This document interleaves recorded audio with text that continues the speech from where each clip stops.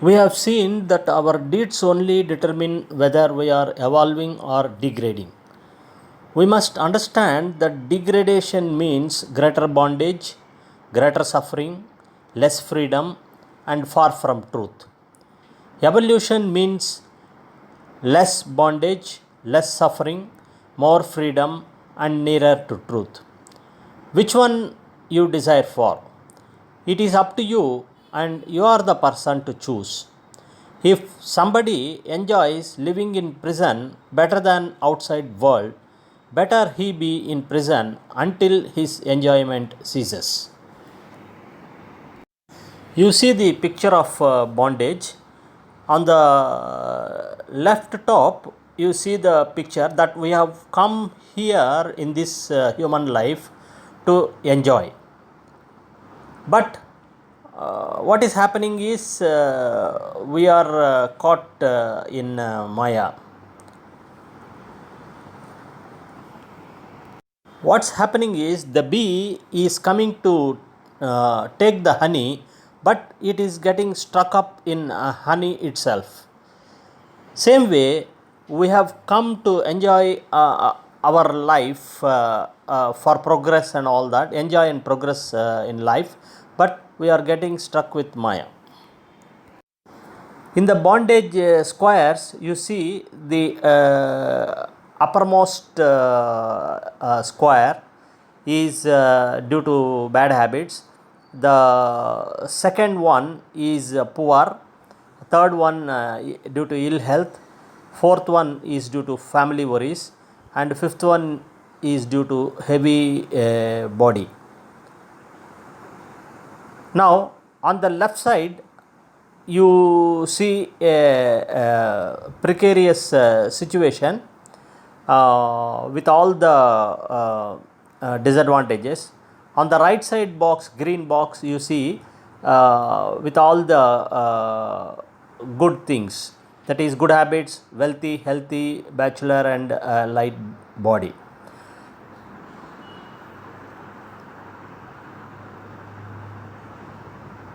There is also a caption, misery is a great teacher than happiness, which you can see. Now we are going into details of that. Bondage, that is difficulties associated with living, leads to suffering. Imagine the struggle of a person who is poor, that is the disadvantage 1, and he has a heavy body, making his mobility a constraint, that is disadvantage number 2. Added to that, he has inherited bad habits, making him more vulnerable, say disadvantage 3.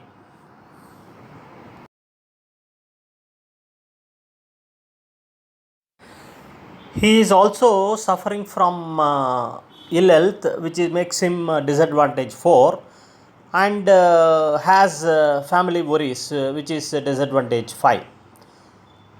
See, all this put together, this is one extreme, and other extreme, a person who has everything good, like good habits, wealthy, healthy, he is a bachelor and a light body. So these are two extreme cases.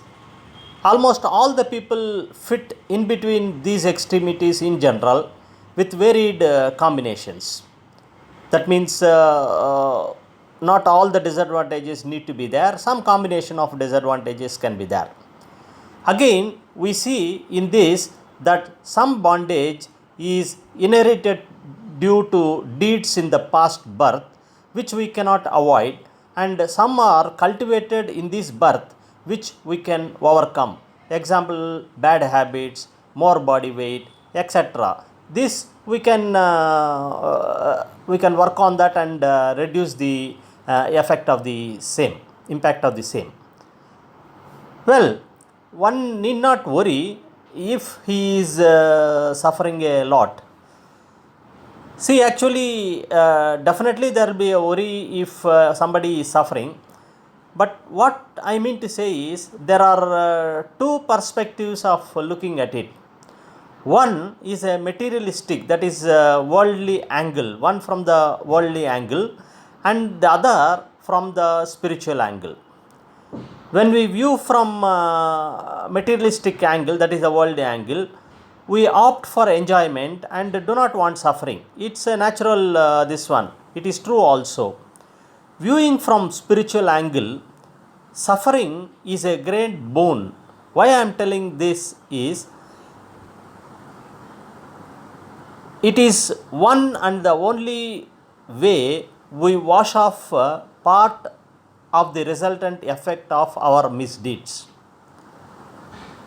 I repeat, viewing from spiritual angle, suffering is a great boon since it is the one and only way we wash off part of the resultant effect of our misdeeds. That means we are nullifying the effect of misdeeds.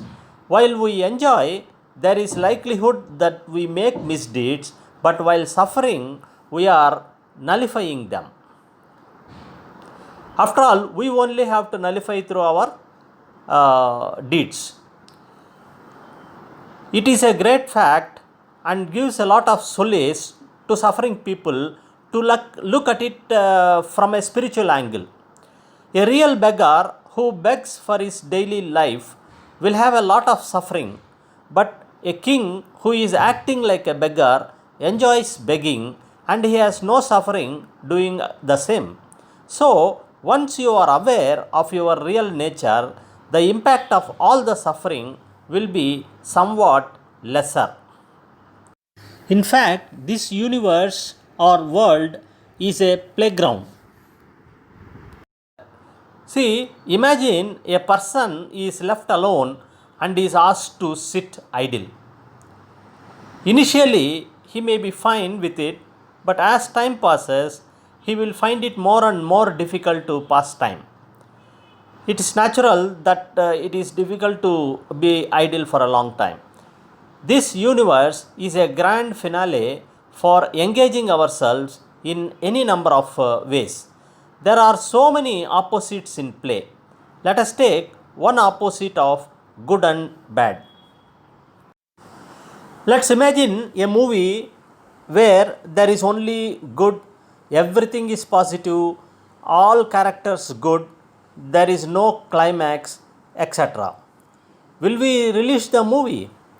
We know that good and bad are the two sides of the same coin.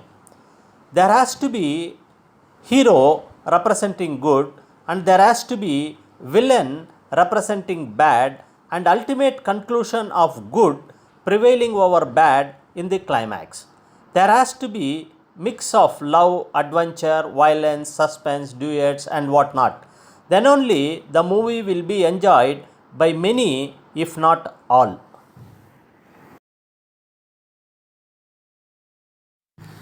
We have to understand here that the value of good will be realized only when there is bad, and similarly bad will be known as bad only when there is good, or only when good prevails. All bad without good will also become habitual over a period of time, and only the degree of badness may vary. Our contention of portraying God as representing only good may be for moral reason, but it is away from fact. There are no two gods, one representing good and another representing evil.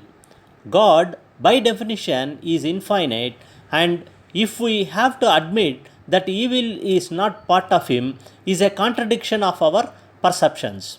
So, God projects both good and bad, and it is up to us what to take and what not to take. There is nothing but nothing which is not God, as He is all pervading. So, this universe is a great playground with full of opposites, and rules of the game are made. If you play the game and according to the manner in which you have played your life, the effect will be seen in the form of win or lose situation, and the desires are the causes which made you to play the game the way you have played your life in your life.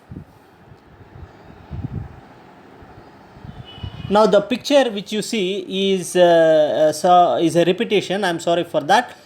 Please ignore this picture. This is already discussed in the earlier.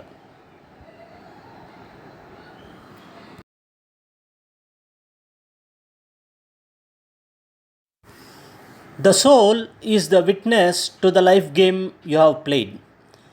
Being a witness, it is neither affected by cause nor effect and is beyond that. You see in the picture a rat trying to enter the cage for want of a prey, and it is likely to be held captive.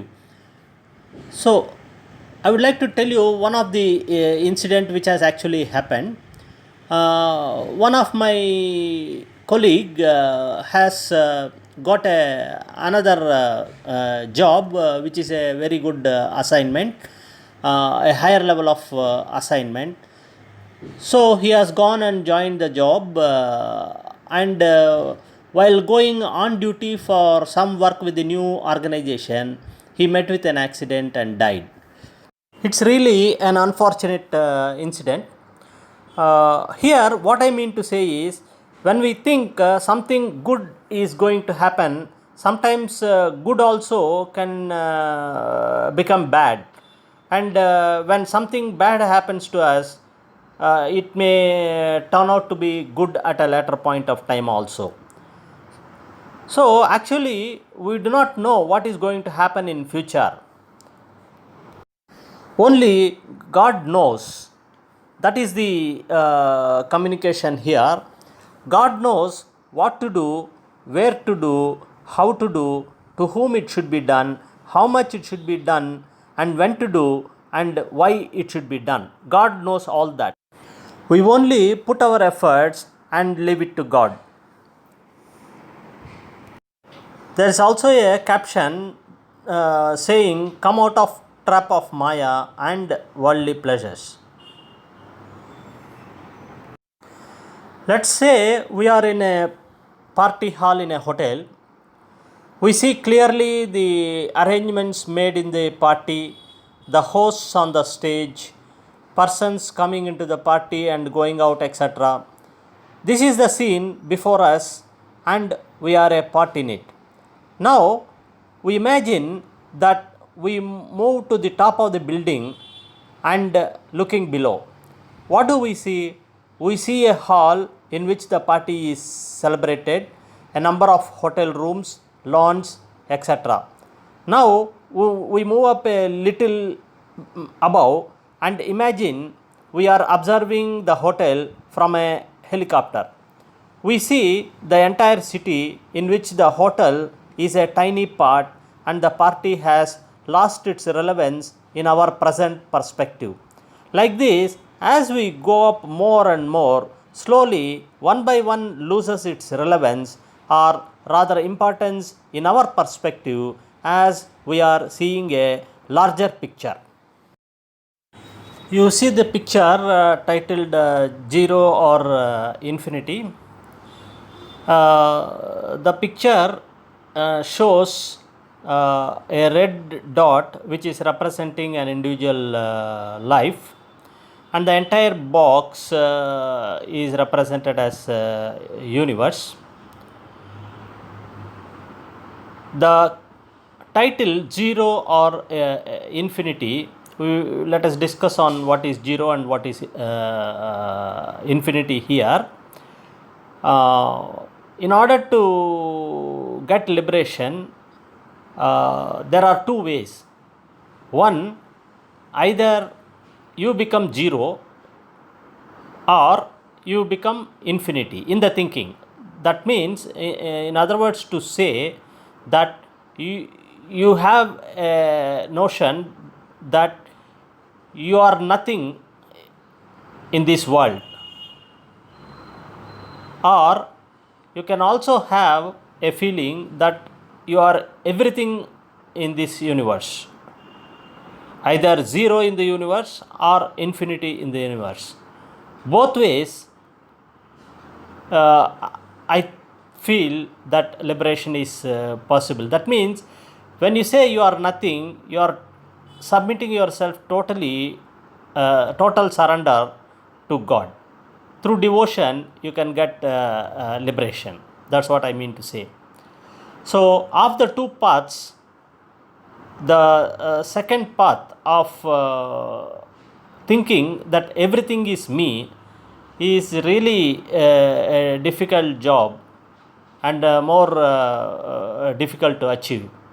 Whereas the first path, that is the thinking yourself that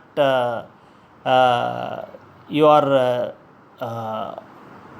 are nothing in this world, is that means you are making yourself away from these worldly pleasures, and you are totally submitting yourself to God and thereby getting liberation.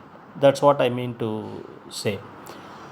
This is about the first part of the picture, and the second part of the picture, you see the same 0 to infinity.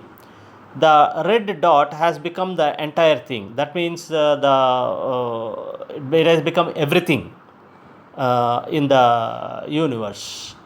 That means having a thinking that anything you see or everything you see, you think I am part in that.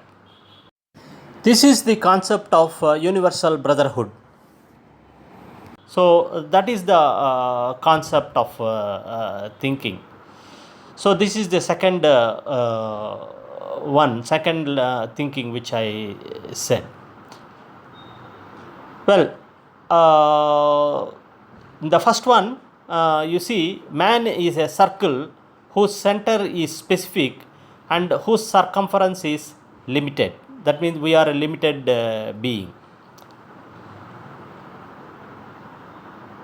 Same way, in the second, this one, God is a circle whose circumference is nowhere and whose center is everywhere.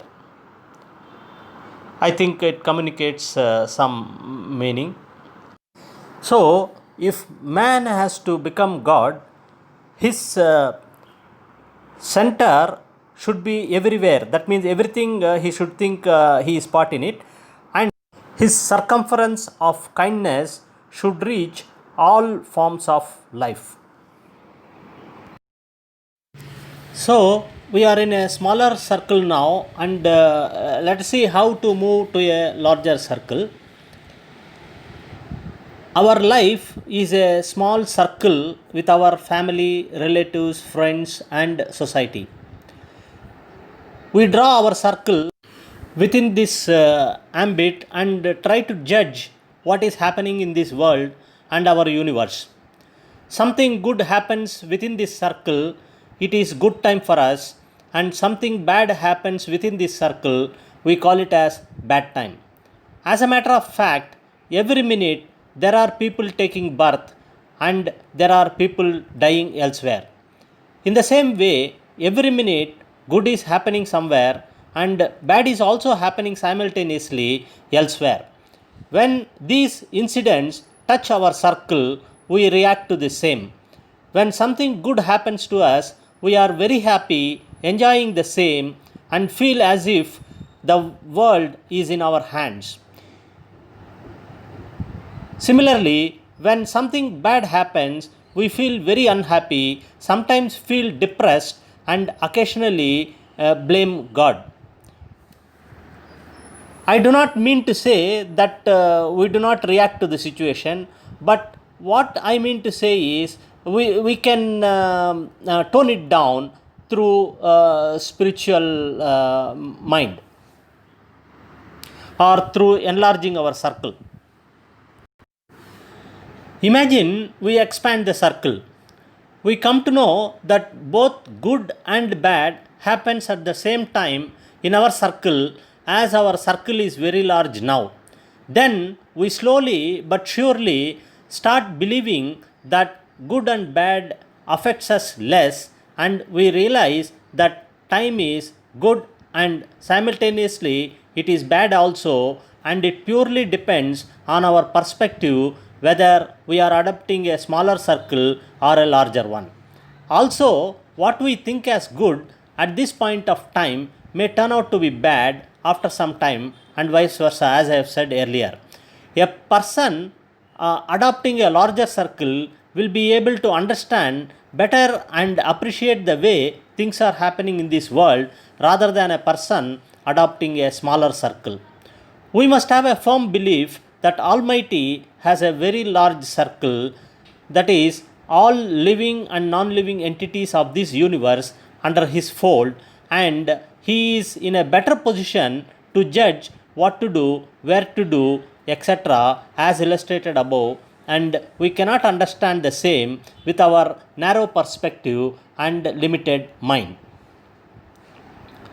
According to sages, all these worldly things are nothing but the play of God through Maya, and we come to know and appreciate it only when we transcend to superconsciousness state, which is a higher plane of existence. In this state, one comes face to face with reality, which is permanent, unchangeable, and which is truth. In this state, you come to know about your true existence and identity, which is truth itself, that is Parameswarudu. You come to know that truth is unity and that you are that indivisible unity. You will realize that it is all you, and with this feeling, all questions vanish. Who is there to trouble you, and all your fear, sufferings, competition, miseries, and many more are gone once and for all.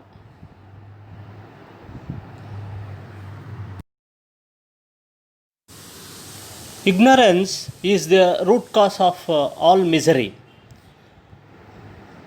The root cause of all misery in this life is due to ignorance. We identify ourselves with the materialistic entities due to ignorance, while we are really not. This is hard to believe and continues to be rejected as long as we continue to live under ignorance. The life which thrives only in darkness will never know the presence of light. It does not mean that light does not exist. Gravitational force of earth has been there even before it is discovered, and explanation is given to mankind by great scientists. Truthful existence exists all the time, irrespective of whether an individual experiences or not, whether an individual accepts its presence or not. Many enlightened souls have experienced and given the message about its presence to the world, and they have gone to the extent to declare with authority that realization of this truthful knowledge is the very purpose of life. Darkness is absence of light, and light is absence of darkness. Both are mutually exclusive and opposite effect of the other. In the same way, ignorance is lack of truthful knowledge, and attainment of truthful knowledge will remove all ignorance at once and forever. What is this knowledge of the truth? It is the knowledge of what we essentially are. It is the knowledge which existed even before civilization and science has started. It is the knowledge which never changes with time and is within the reach of all humankind and can be attained without any external aids. Every individual has the potential to attain the same, irrespective of all other factors related to living place and conditions. Only thing is that an individual has to have adequate will and work for it. Our sages have made the biggest discovery even before science has started, that there exists a higher stage of existence which is called superconsciousness, and it is possible for every human being to attain the same with the faculties provided by Almighty. The moment this glimpse of knowledge about truth is experienced, the effect of dualities starts fading and once mastery is achieved, all dualities vanish forever, and you realize that all your life, which you thought as real, is nothing but a dream. This is the concept of Advaitam preached by our great saint Swami Sri Shankaracharya Varu. In this page, you see two pictures, one with ignorance and the second one when ignorance has vanished. Now let us see the first picture. You see the universe, which is represented as the black box. Black shade indicates ignorance about universal awareness. White shade indicates individual intelligence or limited awareness. Bulb indicates human being. This is the before realization.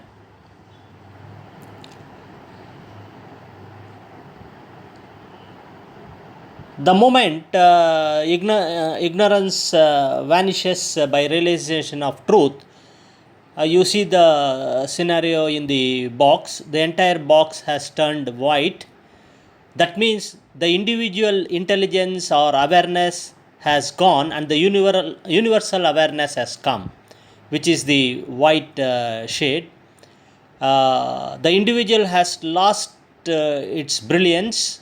It is merged with God, and only the human body remains after realization. That means the human body dwells now with universal awareness, and ignorance has vanished.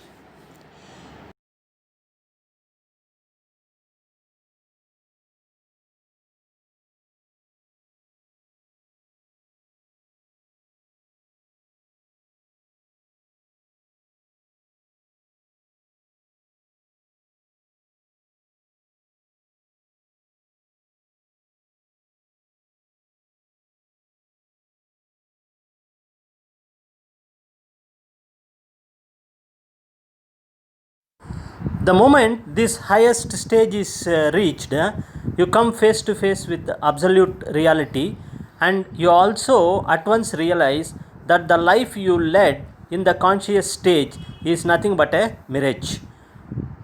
Dream, that is, dream in the wake up stage, which you thought was real due to ignorance. We must rise from this materialistic consciousness to spiritualistic consciousness, that is super consciousness, in order to overcome ignorance caused due to Maya. We see below that all life forms are a combination of material and consciousness with varied degree. In a way, we can express stone, which we say it has no life, as the grossest form of soul or consciousness, and consciousness as superfine material to the extent it becomes non-material. In the picture, you see it is the gross stage on the left side, and the finest stage is on the right side, as indicated by the arrow, and life thrives in this range. In the top, you see a stone, which is the grossest stage, and it goes to trees, creatures, animal, human, and soul, which is the finest stage. So, and there is also a representation of material in one color and consciousness in the another color.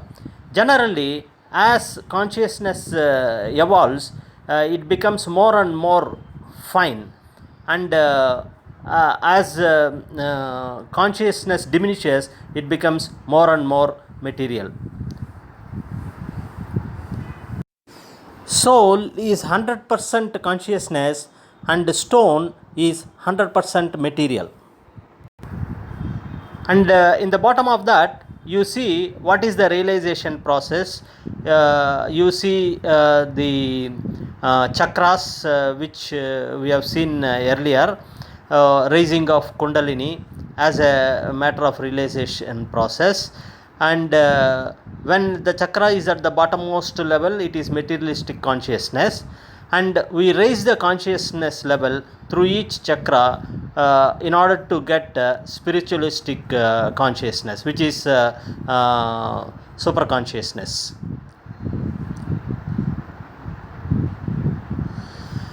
The mechanism of human being is unique, and we are blessed with a sub mechanism to raise the level of consciousness. Enlightened souls have experienced the presence of energy centers from the seat to the tip of our head along the line of our spinal cord. There are 7 energy centers called chakras along the line as shown in the picture.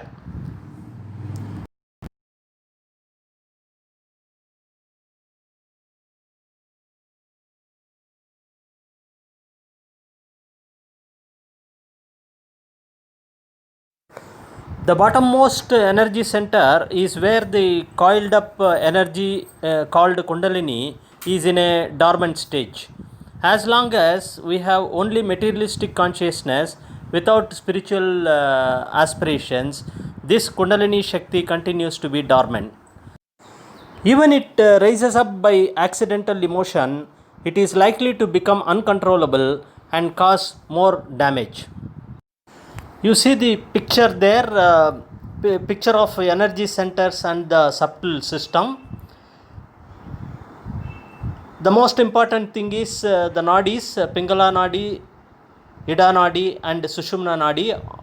Of the 3, Sushumna Nadi is the most important passage. You see chakras aligned with the Sushumna Nadi. There are 7 chakras. Otherwise, the picture is self-explanatory.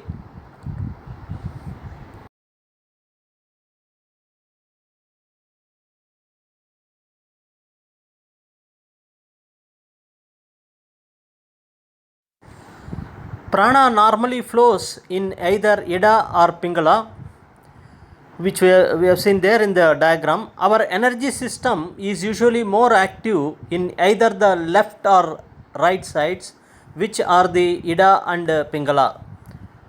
Of the thousands of energy channels, that is the nadis, 3 are most important: Ida, Pingala and Sushumna. Sushumna is the central channel, and that is the most important one. The coiled up energy is to be activated under controlled conditions using spiritual means, and yogis say that it is to be raised through a passage called Sushumna. When Kundalini is activated and raised through Sushumna, it pierces through each chakra, and with it the level of consciousness opens up into new horizons never seen or experienced before. When it rises like that and pierces through topmost chakra, it burns the seed of birth, thereby ending the bondage and breaking the cycle of transmigration. In other words, it is the so-called salvation or mukti. Nevertheless, it is the theory, and it is difficult to believe until one experiences at least the symptoms of the same.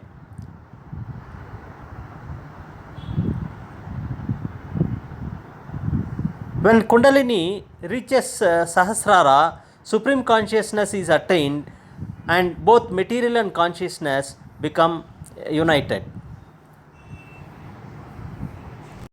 The picture you see there is taken for as a reference for explaining how the material consciousness can move to the higher level of consciousness, that is super consciousness. In the picture you see solid ice, which is material, which is very rigid, is referred to as gross consciousness. This is only for example purpose, and when it is heated up, it converts into water, and when it is subsequently heated one still more, it becomes a water vapor. Water vapor is referred as the superconsciousness here as an example. You see, the bondage to flow increases when you go from material consciousness to that is super consciousness. That is, the freedom is increases as you go from material consciousness to super consciousness. The bondage increases when you are at material consciousness stage. The heating which we have referred to for converting ice cube to water and water to water vapor is the spiritual sadhana. So, with the spiritual sadhana, we can convert our consciousness, which is very rigid, and then achieve super consciousness stage.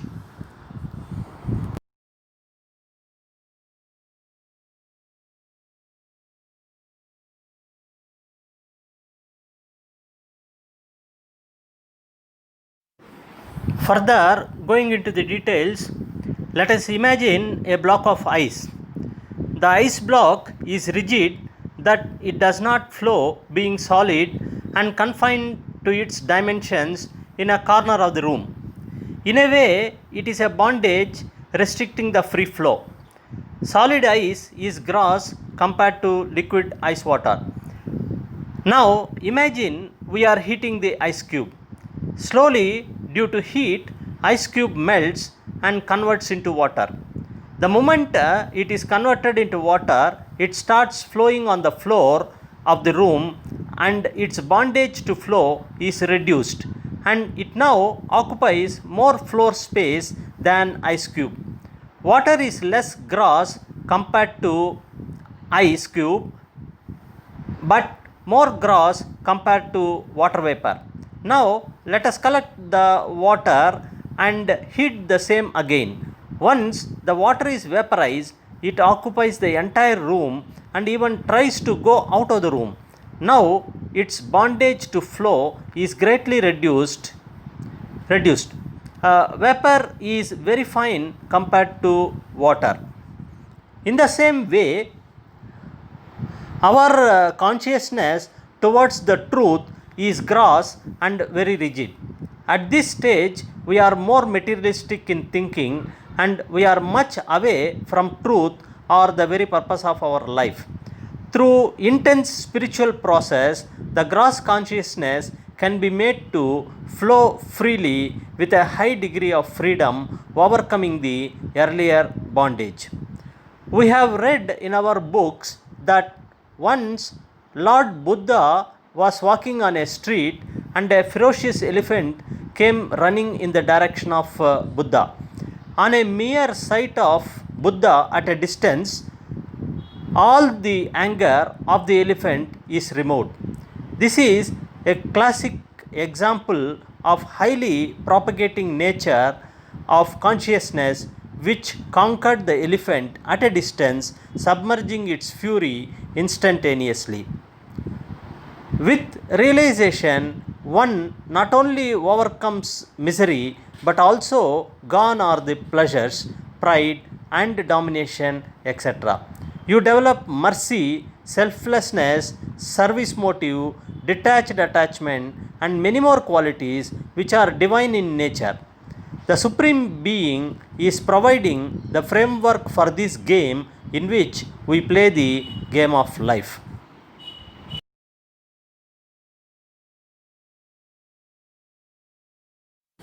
In the picture, you see the game which is familiar, the game of Paramapadam with snakes and ladders.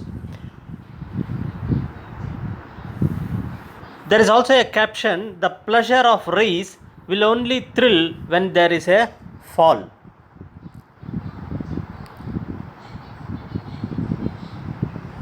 It's a fact that we live in a pair of opposites. Now we are talking about the game of life.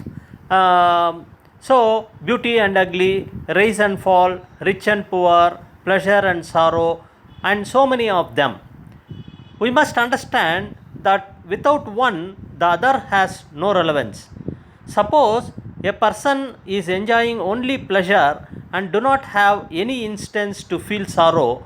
For that person, pleasure is a matter of routine and no more it is a pleasure. Under the shadow of sorrow, pleasure has a value, and under the shadow of pleasure, sorrow has relevance. The opposites are the two sides of the same coin.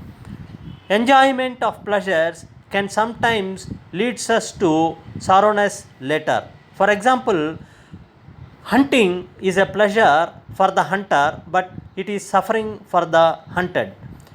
We are enjoying at the cost of others' suffering. Even though it is a pleasure now, the pain of the hunted will for sure come back to us under the cause and effect principle.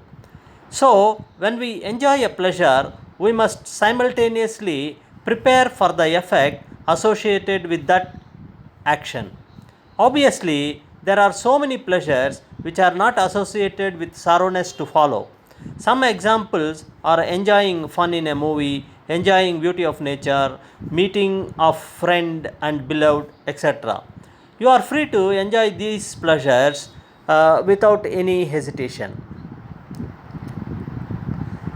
The world is full of challenges, and there is nothing wrong in competing and achieving what you want, even if it meant denial for the other person.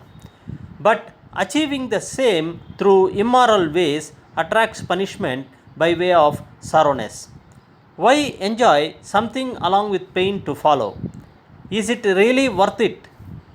This is where the power of discrimination, that is between good and bad, is to be exercised, which is a rare gift of human birth.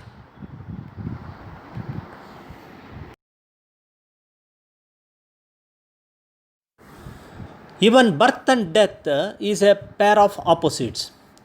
If there is a death here, there will be birth somewhere in some form, leaving a time lag, if any. And conversely, if there is a birth here, the death should have been there somewhere, should have preceded somewhere, and in some form, the only exception being to that of an illumined soul. This is the game of life. Of course, there can be a time delay between death and birth. The time and time lag between death and subsequent birth is beyond the comprehension of human mind and beyond the reach of science at this point of time. I have indicated my birth date as 24/3/1957. The average length of human gestation is around 280 days or 40 weeks. Now, there has to be a time lag between this birth and last death. We do not know what it is, and let us say it is X years. Some of our literature says that there is no time lag as such and it is zero. Assuming this as true, my death date in my last birth could have been 18th June 1956 with approximation of 15 days either way. That means 280 days behind my birth date and assuming time lag as zero. So generalizing this, the equation can be last death date is equal to birth date minus 280 days minus time lag. This is just an illustration. Now, science has taught us both matter and energy can neither be created nor destroyed. If this is the rule of the game, what role human being has to play? We are supposed to be the most intelligent among all the animals in the creation. Transformation is the key role of human civilization, and human beings are blessed with intelligence, thinking capability, and discrimination between good and bad. More and more innovations, discoveries, and continuous transformations over the ages made the modern world today. Such is the precious birth of human being. He is termed as the mini creator, establishing certain degree of control over nature, however small his presence may be in the cosmos. In fact, only great people who have worked for self realization know the potential of human birth and also what our human body is capable of. Such is the work of supreme intelligence of God. We all know there are many applications in a smartphone. Suppose somebody is in possession of a smartphone and he only uses it to make and receive calls only because he has not explored the other uses of the smartphone. Whose mistake is it? Is it the mistake of manufacturer or the user? You have knowledge to use all applications, but you are using fewer applications based on the need, and then it is okay. But if you want to use an application but cannot use it when needed because of ignorance, then it is not correct. Who is the loser? It is we, is it not?